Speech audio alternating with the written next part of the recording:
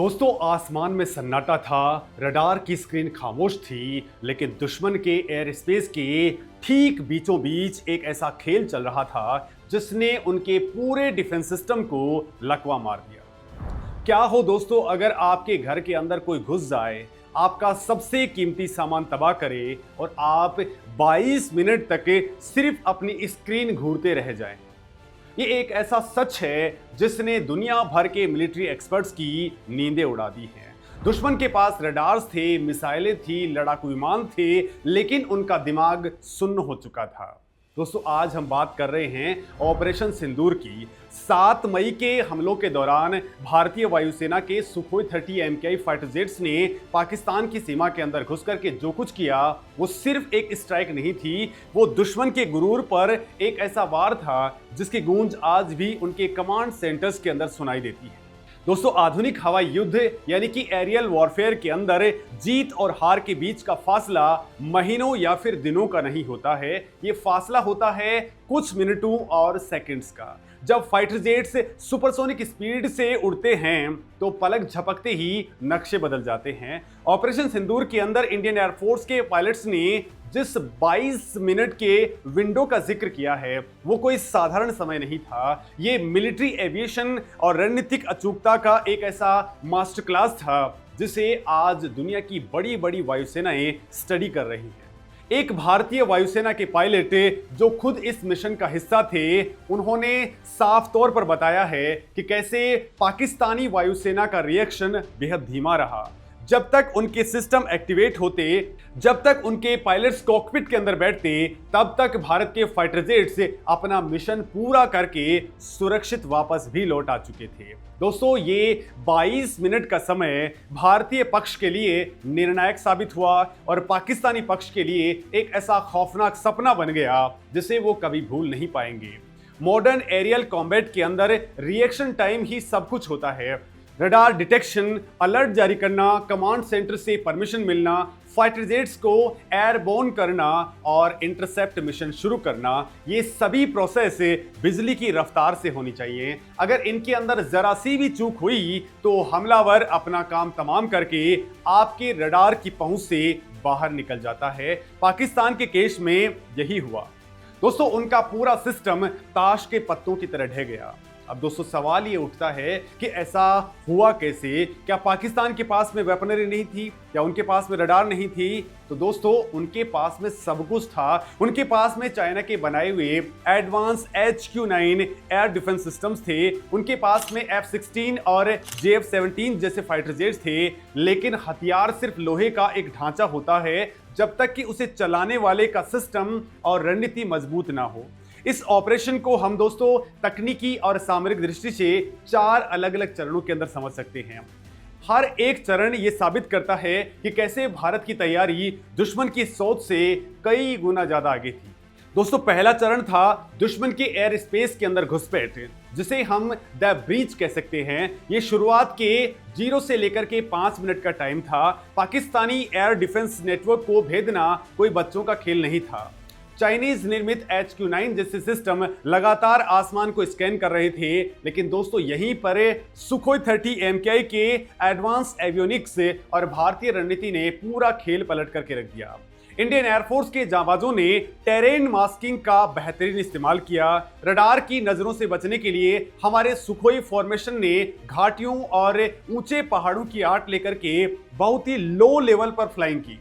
जब विमान पहाड़ों के बीच से उड़ता है तो दुश्मन का रडार उसे पहाड़ का ही हिस्सा समझ करके बैठ जाता है। ये एक बेहद जोखिम भरा मैनूवर होता है जिसके अंदर पायलट की जरा सी भी चूक जानलेवा हो सकती है। लेकिन दोस्तों, हमारे पायलटों की ट्रेनिंग का कोई सानी नहीं है।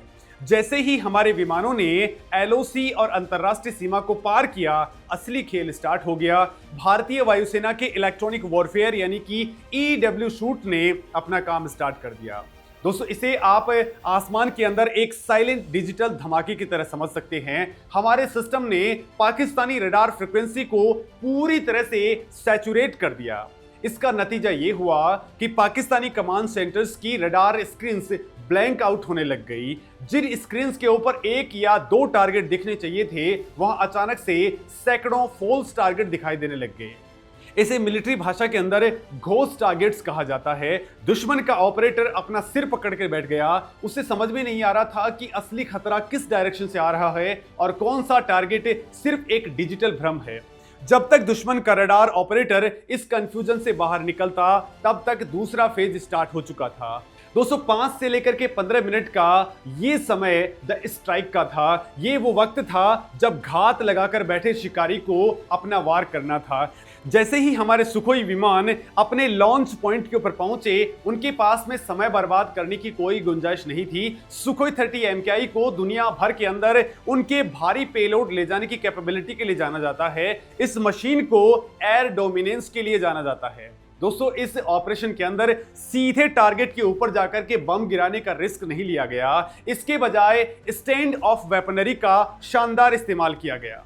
स्टैंड ऑफ हथियारों का मतलब होता है कि सुरक्षित दूरी से दुश्मन के ठिकाने को तबाह करना। दोस्तों, रिपोर्ट्स के मुताबिक इस दौरान Israeli rampage air launched ballistic missile जैसे एडवांस वेपनरी का इस्तेमाल किया गया। सुखोई ने एक बहुत ही सुरक्षित दूरी से सुपरसोनिक स्पीड पर अपनी मिसाइलें दागी। मिसाइल की स्पीड इतनी ज्यादा थी कि उसे इंटरसेप्ट करना पाकिस्तानी एयर डिफेंस के लिए लगभग असंभव हो गया। लेकिन दोस्तों, सिर्फ हमला करना ही काफी नहीं होता, हमलावर फॉर्मेशन की सुरक्षा भी उतनी ही जरूरत होती। स्ट्राइक के दौरान फॉर्मेशन के कुछ सुखोई विमानों ने हवा से हवा के अंदर सुरक्षा यानी कि एयर टू एयर कवर प्रदान किया। इन विमानों के विंग्स के नीचे स्वदेशी अस्त्रा यानी कि अस्त्रा मार्क 1 बियॉन्ड विजुअल रेंज मिसाइलें लोड की गई थी। इन मिसाइलों का सीधा सा संदेश ये था कि अगर कोई भी पाकिस्तानी फाइटर जेट आसमान के अंदर उड़ने की हिमाकत करता है तो उसे उसके बेस पर ही पहुंचने से पहले ही राख के अंदर मिला दिया जाए। दोस्तों, अस्त्रा मिसाइल ने भारत की सामरिक आत्मनिर्भरता को एक नया आयाम दे दिया। दुश्मन को पता था कि अगर वो सामने आए तो सुखोई 30 MKI और अस्त्रा का डेडली कॉम्बिनेशन उनके बचने का कोई मौका नहीं छोड़ेगा। और ये वो खौफ ही था जिसने पाकिस्तानी पायलट्स को ग्राउंड पर ही बांध करके रख दिया। इसके बाद में दोस्तों आता है तीसरा और सबसे अहम चरण, जिसे हम पाकिस्तानी एयरफोर्स का पैरालिसिस कह सकते हैं। ये 22 मिनट का समय सिर्फ इंडियन एयरफोर्स की तेजी का परिणाम नहीं था, बल्कि ये पाकिस्तानी कमांड और कंट्रोल के OODA लूप के पूरी तरह से टूट जाने का नतीजा था। मिलिट्री स्ट्रेटजी के अंदर OODA लूप का मतलब होता है observe, Orient, decide and act, यानी कि दुश्मन को देखो, स्थिति को समझो, फैसला लो और फिर एक्शन लो। भारतीय इलेक्ट्रॉनिक वॉरफेयर ने पाकिस्तान के इस पूरे लूप को तबाह कर दिया। जैमिंग के कारण पाकिस्तानी रडार ऑपरेटर्स को ये समझने में ही कई मिनट लग गए कि उनके सिस्टम के अंदर कोई तकनीकी खराबी तो नहीं है, बल्कि ये भारत का एक फुल स्केल स्ट्राइक था। दोस्तों, जब तक ग्राउंड कंट्रोल को असलियत समझ में आई और उन्होंने पाकिस्तानी एयरफोर्स के F-16 या फिर JF-17 बेसिस को अलर्ट जारी किया, तब तक बहुत देर हो चुकी थी। एयरबेस के ऊपर सायरन बज चुके थे। पायलट दौड़ करके कॉकपिट में गए, इंजन स्टार्ट किया और रनवे से टेक ऑफ करते। इन सब में उनके बहुमूल्य 15 से 20 मिनट का टाइम बर्बाद हो चुका था। हवाई युद्ध का सबसे बड़ा नियम यही है कि जब तक इंटरसेप्टर हवा में होते हैं और दुश्मन को अपने रडार रेंज में लेते हैं, तब तक अगर देरी हो जाए तो बाजी हमेशा के लिए पलट चुकी होती है। दोस्तों, क्या आप सोच सकते हैं कि एक देश जिस पर हमला हो रहा हो, उसका पूरा डिफेंस मैकेनिज्म 22 मिनट तक एक कोमा में चले जाए? ये कोई इत्तेफाक नहीं था, ये भारत की डीप रिसर्च, सटीक मिशन प्लानिंग और खुफिया जानकारी की बेजोड़ क्वालिटी का सबूत था। ऑपरेशन सिंदूर ये साबित करता है कि सिर्फ हथियार खरीद कर रख लेने से कोई देश ताकतवर नहीं हो जाता है। उन हथियारों को सही समय पर सही सटीक खुफिया जानकारी के साथ में और दुश्मन की कमजोरी को पहचान करके इस्तेमाल करना असली ताकत होता है। अब दोस्तों, बात करते हैं चौथे और आखिरी फेज की। 15 से 22 मिनट का ये जो टाइम था, ये था द इग्रेस का, यानी कि सुरक्षित वापसी का। किसी भी डीप स्ट्राइक मिशन के अंदर हमला करने से ज्यादा मुश्किल काम होता है सुरक्षित अपने एयरबेस के अंदर वापस लौटना, क्योंकि जब आप हमला कर चुके होते हैं तब तक दुश्मन का पूरा air defence network high alert पर आ चुका होता है। उनकी मिसाइलें लॉक ऑन करने की कोशिश कर रही होती हैं और उनके इंटरसेप्टर हवा के अंदर आ चुके होते हैं। लेकिन दोस्तों, यहीं पर सुखोई 30 MKI ने अपनी इंजीनियरिंग का असली जादू दिखाया। अपना भारी पेलोड और मिसाइलें ड्रॉप करने के बाद में सुखोई विमान काफी हल्के हो चुके थे। पायलट्स ने बिना एक सेकंड गवाए अपने इंजन के आफ्टर बर्नर ऑन किए, आसमान को चीरते हुए विमानों ने सुपरसोनिक स्पीड पकड़ ली। ये गति मैक 1.5 से लेकर के मैक 2 के बीच में थी। दोस्तों इतनी रफ्तार से जब कोई फाइटर जेट निकलता है तो दुश्मन के ग्राउंड रडार्स बस उसे अपनी स्क्रीन से गायब होते हुए ही देख सकते हैं। लेकिन दोस्तों असली खेल रफ्तार का नहीं बल्कि थ्रस्ट वेक्टरिंग का था। दोस्तों सुखोई 30 MKI की सबसे बड़ी खासियत इसके AL-31 FP इंजन्स हैं जो 3D थ्रस्ट वेक्टरिंग कंट्रोल के साथ में आते हैं। इसका मतलब यह है कि इस विमान के इंजन के नोजल चारों दिशाओं के अंदर घूम सकते हैं। पायलट्स के अंदर एक गजब का आत्मविश्वास था। उन्हें पता था कि अगर वापसी के दौरान दुश्मन का एयर डिफेंस नेटवर्क कोई मिसाइल फायर भी कर देता है या कोई रडार लॉक भी कर लेता है तो वो अपनी असाधारण मैन्युवरेबिलिटी से उस मिसाइल को चकमा देकर के निकल जाएंगे। दोस्तों दुनिया के अंदर बहुत ही कम फाइटर जेट्स ऐसे हैं जो हवा के अंदर अचानक से अपना रास्ता इतनी तेजी के साथ में बदल सकते हैं जितना कि हमारा सुखोई 30 MKI है। दोस्तों ठीक 22वें मिनट के अंदर भारतीय लड़ाकू विमानों का पूरा फॉर्मेशन सुरक्षित भारतीय एयर स्पेस के अंदर वापस आ चुका था। जब पाकिस्तानी जेट्स उनके F-16 और उनके बहुचर्चित JF-17 उस इलाके के अंदर पहुंचे तब तक तो सिर्फ उन्हें तबाह हो चुके आतंकी लॉन्च पैड्स का धुआं उड़ता हुआ दिख रहा था और आसमान पूरी तरह से खाली था। दोस्तों ये 22 मिनट का खेल हथियारों के प्रदर्शन से कहीं आगे की चीज थी। ये दुश्मन के कम्युनिकेशन को पंगु बनाने, उनकी डिसीजन मेकिंग को फ्रीज करने और सुखोई 30 MKI जैसे भारी भरकम प्लेटफॉर्म के सर्वोत्कृष्ट उपयोग की एक बेमिसाल कहानी है।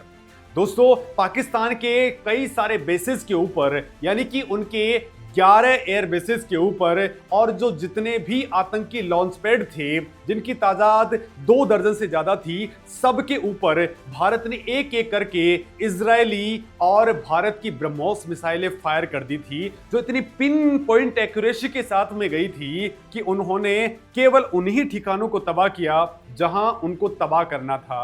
और दोस्तों ये देख करके पाकिस्तान के पूरे होश उड़ चुके थे। दोस्तों आपको अब यहां पर दोस्तों ये समझना होगा कि ऑपरेशन सिंदूर जैसी सफलताएं रातों रात नहीं मिलती हैं। इसके पीछे सरकार की रणनीतिक सोच और नेशनल सिक्योरिटी को लेकर के एक बहुत बड़ी पॉलिसी शिफ्ट शामिल है।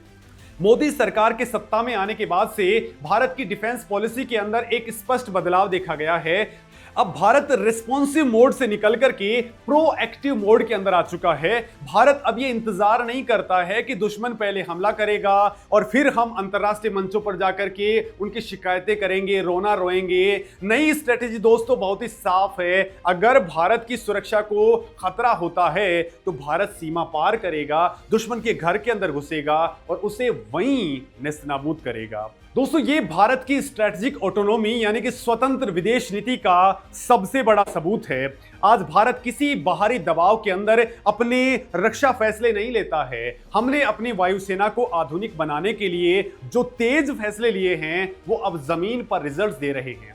विदेशी हथियारों पर हमारी निर्भरता कम हो रही है और स्वदेशी हथियारों का इंटीग्रेशन लगातार बढ़ रहा है। सुखोई जैसे रशियन ऑरिजिन एयरक्राफ्ट के अंदर जब भारत का अपना अस्त्र मिसाइल सिस्टम लगता है और इजराइल के एडवांस वेपनरी लगती है, बॉम्ब्स लगते हैं, तो ये एक ऐसा हाइब्रिड और डेडली वेपन सिस्टम बन जाता है जिसका कोई सीधा तोड़ दुनिया में किसी के पास में नहीं है।